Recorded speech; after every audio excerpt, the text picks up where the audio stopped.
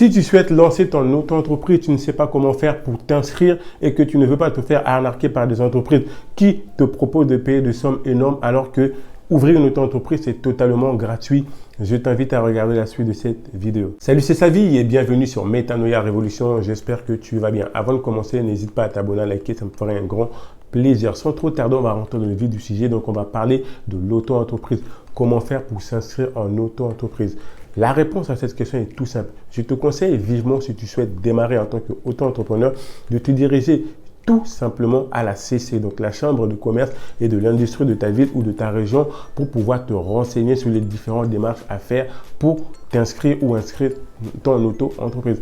Il est très important de contacter la CCI car ils sont expérimentés pour te guider dans cette démarche-là pour t'inscrire.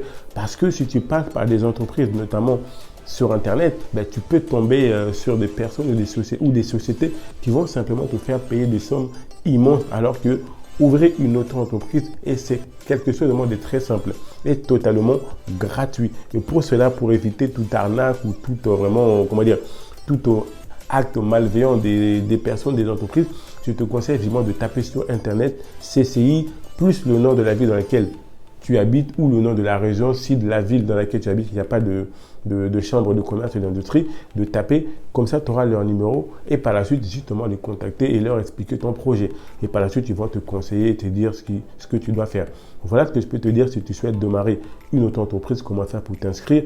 L'avantage de l'auto-entreprise, c'est que tant que tu n'as pas fait de chiffre d'affaires, tu ne payes pas d'impôt. C'est vraiment une statut qui te permet de tester ton projet. Voilà, il n'y a pas de stress non plus. Vraiment, il n'y a pas de risque avec ces statuts-là. C'est plutôt pas mal. Mais par contre, avec ces statuts-là, les inconvénients, c'est que il y a des plafonds à ne pas dépasser. Une fois que tu arrives à déplacer certains plafonds, il va falloir changer de statut.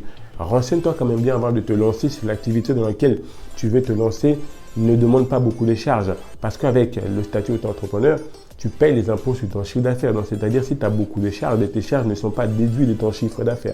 Donc, voilà pourquoi renseigne-toi quand même en amont avant d'ouvrir ton entreprise auprès d'un comptable. Si par rapport à ton projet, il est avantageux de démarrer avec une autre entreprise ou une société. Donc, voilà ce que j'allais à te dire dans cette vidéo. Si ça t'a été utile, n'hésite pas à t'abonner, à mettre un petit pouce bleu. Ça me fera beaucoup plaisir et surtout, ça me permettra encore de gagner en visibilité sur YouTube.